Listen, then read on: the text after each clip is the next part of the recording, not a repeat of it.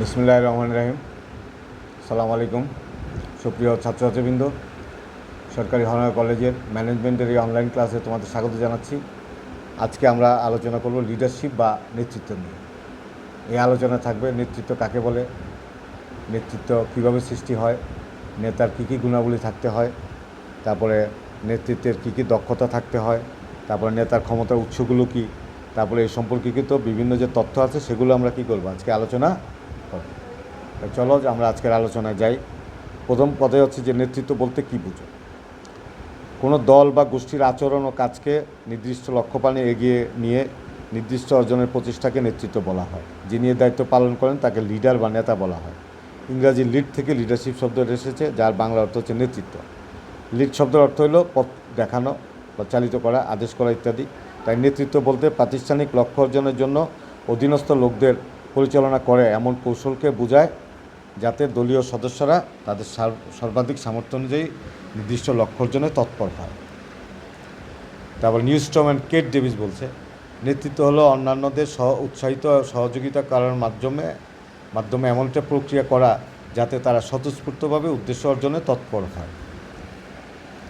তারপরে নেতৃত্বের যে তথ্যগুলো আছে বা ধরনের সাথে পেশনার সম্পর্ক আছে, তো সেই জিনিসগুলো কিন্তু আমাদের জানতে হবে। অর্থাৎ নেতৃত্বের যে তথ্য, একটা আছে কর্মীকেন্দ্রিক নেতৃত্ব, আরেকটা হচ্ছে অংশগ্রহণমূলক নেতৃত্ব, আরেকটা রূপান্তরমূলক নেতৃত্ব, আরেকটা সম্মোহনী নেতৃত্ব আছে। তা নেতৃত্বের লক্ষ্যাভিমুখী যে তথ্য আছে তার জন্য একটা মডেল আছে। সেই মডেলটা হচ্ছে যে নেতৃত্ব কী করবে, নিচের যে মডেল আছে ওই প্রক্রিয়া ফলো করে লক্ষ্যে পৌঁছবে।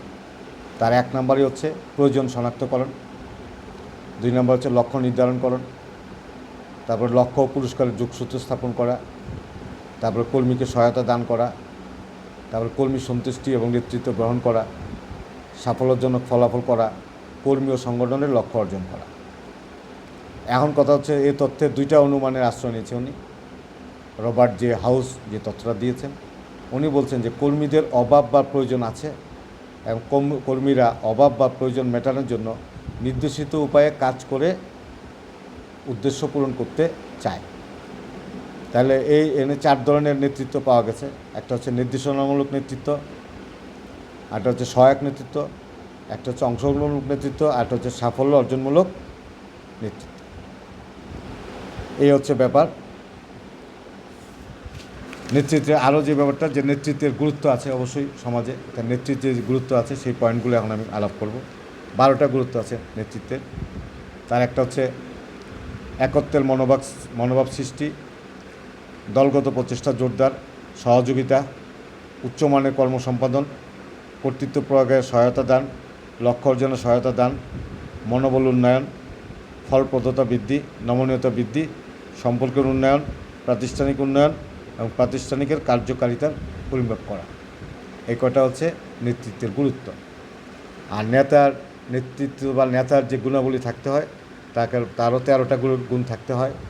প্রথম কথা হচ্ছে তাকে পরিকল্পনা প্রণয়ন ও নীতি নির্ধারণে দক্ষ হতে হবে, উপযুক্ত সাংগঠনিক কাঠামো তৈরি করতে হবে, কর্মী নির্বাচনের ক্ষমতা থাকতে হবে, নির্দেশ প্রদান করতে হবে, সমন্বয় সাধন করতে হবে, কার্যকর নিয়ন্ত্রণ রাখতে হবে, ঐক্য সংরক্ষণ করতে হবে, আচরণের উপর প্রভাব বিস্তার করতে হবে, আস্থা সৃষ্টি করতে হবে, দলগত প্রচেষ্টার উন্নয়ন করতে হবে, প্রেরণা দান করতে হবে, যোগাযোগ রক্ষা করতে হবে এবং উদ্বুদ্ধ করতে হবে আর কি। আর নেতার যে গুণাবলী সেগুলো হচ্ছে, এতক্ষণ আমরা নেতার কার্যাবলী আলোচনা করলাম, আর গুণাবলীগুলোও কথা বলবো। গুণাবলী প্রথমটা হচ্ছে শারীরিক মানসিক শক্তি, সাহস ও দৃঢ় মনোবল, সংগঠন সম্পর্কে ধারণা, অনুসারীদের সম্পর্কে ধারণা, ব্যক্তিত্ব, দায় দায়িত্ব গ্রহণে মানসিকতা, শিক্ষা ও প্রশিক্ষণ, ভাবাবেগ নিয়ন্ত্রণের ক্ষমতা, পরিবেশ সম্পর্কে জ্ঞান, ধৈর্য, প্রশাসনিক ও সাংগঠনিক দক্ষতা, উদ্ভাবনী ও সৃজনশীল ক্ষমতা, সিদ্ধান্ত গ্রহণের ক্ষমতা, ন্যায়পরায়ণতা, সময় সচেতনতা এবং সততা ও আন্তরিকতা থাকতে হবে একজন নেতা। আর নেতৃত্বের প্রধান যে উপাদান আছে 13টা। সেই উপাদানগুলো আমরা জানব। প্রথমটা হচ্ছে শক্তির সামর্থ্য, 2 নম্বর হচ্ছে সাহস ও দৃঢ় মনোবল, 3 নম্বর অধস্তনদের সম্পর্কে জ্ঞান, 4 নাম্বার দায়িত্ব ও ঝুঁকি গ্রহণের মন মানসিকতা। 5 হচ্ছে ভাবাবেগ নিয়ন্ত্রণের ক্ষমতা। 6 হচ্ছে পরিবেশ সম্পর্কে জ্ঞান। 7 হচ্ছে সাংগঠনিক জ্ঞান ও দক্ষতা। 8 হচ্ছে সাধারণ জ্ঞান ও বুদ্ধিমত্তা। 9 হচ্ছে শিক্ষা ও অভিজ্ঞতা।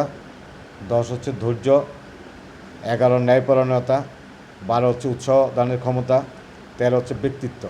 অর্থাৎ এই 13টা পয়েন্ট থাকলে একজন ভালো নেতা হিসাবে সে কি চিহ্নিত হবে। তারপরে আমরা আলোচনা করব নেতৃত্বের বাধা সৃষ্টিকারী যে সমস্ত উপাদান আছে সেটা আমরা কথা বলবো। তার মধ্যে প্রথমে আছে নেতৃত্বে বাধা সৃষ্টিকারী উপাদান আছে, নেতার নিজস্ব সমস্যা আছে, তারপরে অধস্তন কর্মী সংক্রান্ত সমস্যা আছে, তারপর আছে সাংগঠনিক সমস্যা। এই 3 প্রকারের সমস্যা এখন আলোচনা করব। তার প্রথমটি হচ্ছে নেতৃত্ব বাধা সৃষ্টিকারীর মধ্যে নেতার নিজস্ব সমস্যা। তার সমস্যা হচ্ছে 6টা।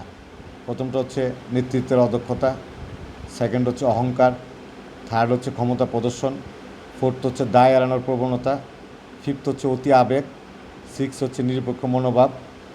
আর অধস্তন কর্মী সংক্রান্ত সমস্যা আছে 6টি।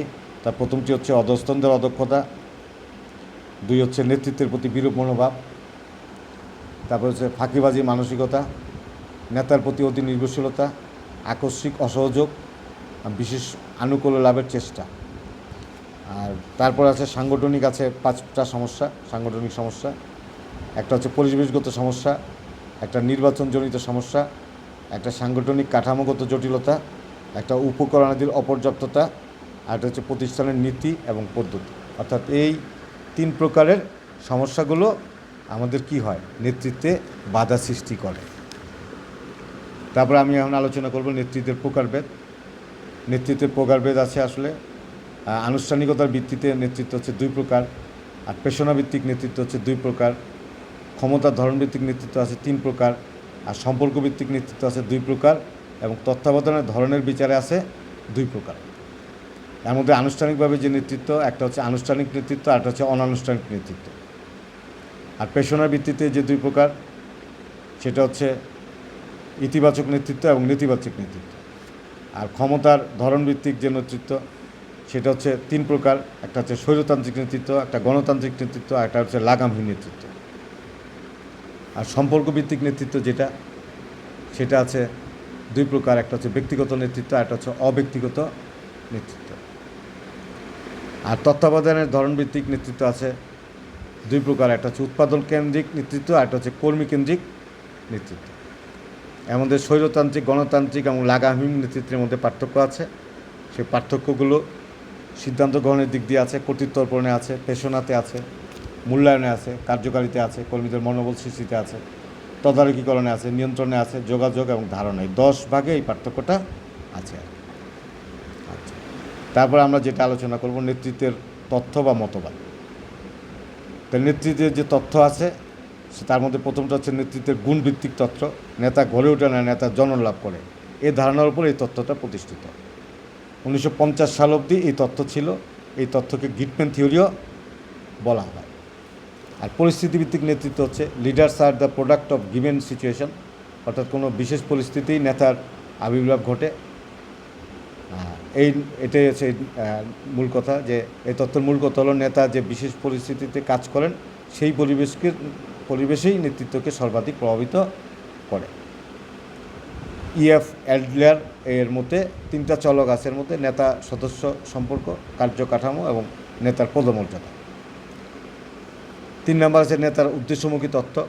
নেতৃত্বের পরিস্থিতিভিত্তিক তত্ত্বের সাথে উদ্দেশ্যমুখী তত্ত্ব অনেকটা সামঞ্জস্যপূর্ণ। এক্ষেত্রে প্রাতিষ্ঠানিক পূর্ব নির্ধারিত উদ্দেশ্য অর্জনে নেতৃত্ব কীভাবে পরিবেশকে কাজে লাগাতে পারে তার ব্যবহারিক দিক সম্পর্কে আলোচনা করা হয়েছে।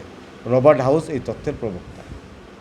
আরেকটা হচ্ছে নেতৃত্বের আচরণভিত্তিক তত্ত্ব। এই তত্ত্বের মূল কথা হলো বলিষ্ঠ নেতৃত্ব নির্ভর করে কোনো বিষয়ের প্রতি নেতার মনোভাব বা আচরণের উপর।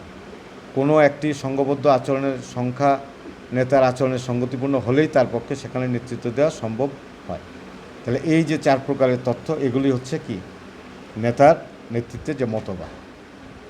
আর ব্যবস্থাপনা ও নেতৃত্ব নেতার মধ্যে কিন্তু পার্থক্য আছে। ব্যবস্থাপনা নেতা একটু আলাদা, এটা কার্য প্রকৃতি, মর্যাদা, ক্ষমতা, মূল্যবোধ ইত্যাদি প্রণোদনার দান, কার্য সম্পাদন, মনোভাব, সমস্যা সমাধান, সংশ্লিষ্টতা, ফলাফল অর্জন। এই 11 পয়েন্টে ব্যবস্থাপনা এবং নেতৃত্ব বা লিডার বা নেতা, এইটার মধ্যে কি আছে? পার্থক্য আছে। তো এই ছিল আজকে আমাদের নেতৃত্ব নিয়ে আলোচনা। আশা করি সবাই বুঝতে পেরেছো। যদি কোনো সমস্যা হয় পরবর্তীতে আমার সাথে আলাপ করে সলভ করে নিবা। এই আলোচনা আজকের মতো এখানেই শেষ করছি। সবাইকে ধন্যবাদ। আসসালামু আলাইকুম।